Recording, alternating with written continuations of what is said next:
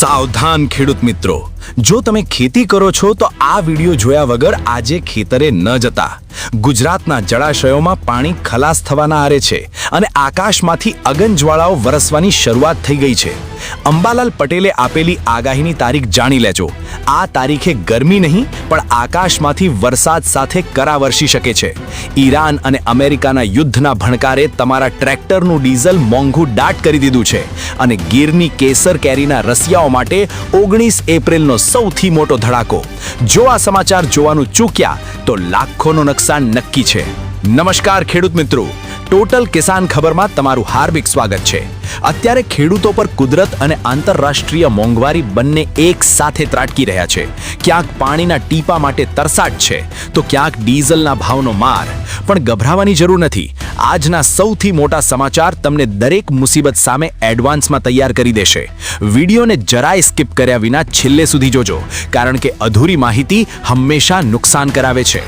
અત્યારે જ વિડીયોને એક જોરદાર લાઈક કરી દો, આપણી ચેનલને ફટાફટ સબસ્ક્રાઇબ કરી લો અને કોમેન્ટમાં ખાસ લખજો કે તમે કયા ગામથી આ વિડીયો જોઈ રહ્યા છો. ચાલો સમય બગાડ્યા વિના શરૂ કરીએ આજના સૌથી ચોંકાવનારા અને કામના સમાચાર.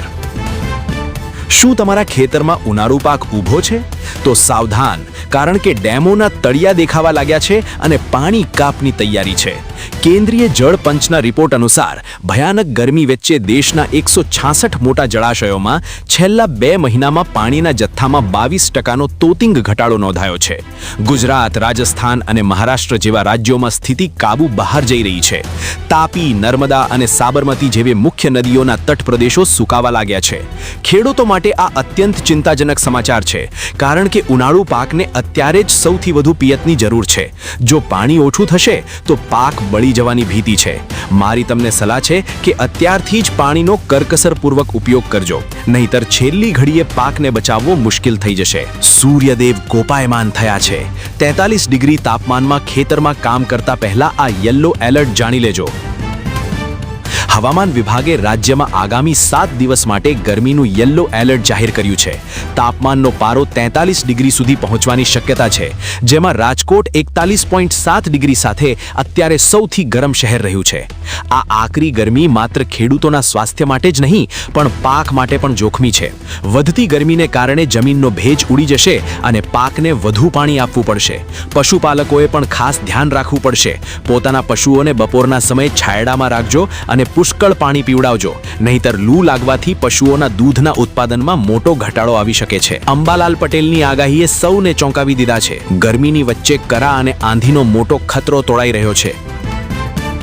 હવામાન નિષ્ણાત અંબાલાલ પટેલે ખેડૂતો માટે મહત્વની ચેતવણી આપી છે. 16-17 એપ્રિલથી વાતાવરણ પલટાશે અને 18થી 22 એપ્રિલ દરમિયાન ઉત્તર અને મધ્ય ગુજરાત સહિત સૌરાષ્ટ્રમાં માવઠું પડી શકે છે. ખાસ કરીને 26 એપ્રિલ બાદ મેઘગર્જના સાથે કરા પડવાની પણ શક્યતા છે. મે મહિનામાં પણ 11થી 20 તારીખ દરમિયાન ભારે પવન અને આંધી ફૂંકાવાની આગાહી છે. ખેડૂત મિત્રો, આ કુદરતી આફત તમારા તૈયાર પાકને નુકસાન પહોંચાડી શકે છે. અંબાલાલની આ આગાહીને હલવાશમાં ન લેતા અને પાકને સુરક્ષિત જગ્યાએ ખસેડવાની કે ઢાંકવાની તૈયારી રાખજો. ઈરાન અમેરિકાના યુદ્ધની સીધી અસર તમારા ખિસ્સા પર. ડીઝલના ભાવમાં મોટો ભડાકો થવાની તૈયારી. આંતરરાષ્ટ્રીય બજારમાં ક્રૂડ ઓઇલની કિંમત $105 પ્રતિ બેરલ સુધી પહોંચી ગઈ છે.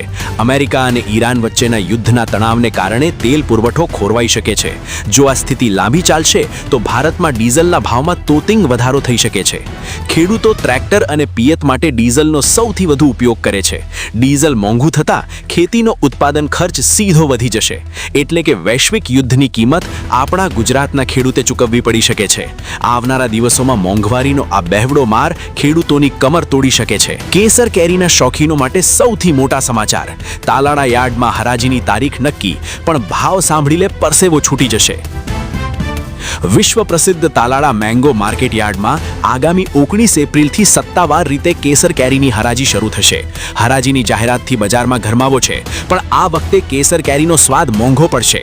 ગત વર્ષે 4.5 લાખ બોક્સની આવક સામે આ વર્ષે ઉત્પાદન ઓછું છે, જેના કારણે શરૂઆતના ભાવ ખૂબ જ ઊંચા રહેવાની શક્યતા છે. એટલે કે જે ગ્રાહકો કેરીની રાહ જોઈ રહ્યા છે તેમણે ખિસ્સા વધુ ઢીલા કરવા પડશે અને જે ખેડૂતો પાસે માલ તૈયાર છે તેમને સારા ભાવ મળવાની પૂરી આશા આશા છે.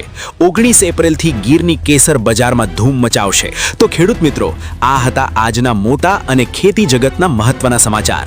જળ સંકટથી લઈને અંબાલાલની આગાહી સુધીની તમામ વિગતો અમે તમારા સુધી પહોંચાડી છે. હવે મારો એક સવાલ છે, શું તમારા વિસ્તારમાં અત્યારે ઉનાળુ પાક માટે પૂરતું પાણી મળી રહ્યું છે? તમારી સમસ્યા કે પ્રતિભાવ કોમેન્ટમાં હા કે નામાં જરૂર જણાવજો. જો તમને આ માહિતી ઉપયોગી લાગી હોય તો વિડીયોને અત્યારે જ એક જોરદાર લાઈક કરો અને આપણી ચેનલને ફટાફટ સબસ્ક્રાઇબ કરી લો. અને હા, કોમેન્ટમાં ખાસ લખજો કે તમે કયા ગામથી આ વિડીયો જોઈ રહ્યા છો. અને તમારા વોટ્સએપ ગ્રુપમાં શેર કરો, જેથી બીજા ખેડૂતો પણ જાગૃત બને. કાલે ફરી મળીશું સાચી અને સચોટ માહિતી સાથે. ત્યાં સુધી સાવચેત રહેજો. રામ રામ, જય જવાન, જય કિસાન.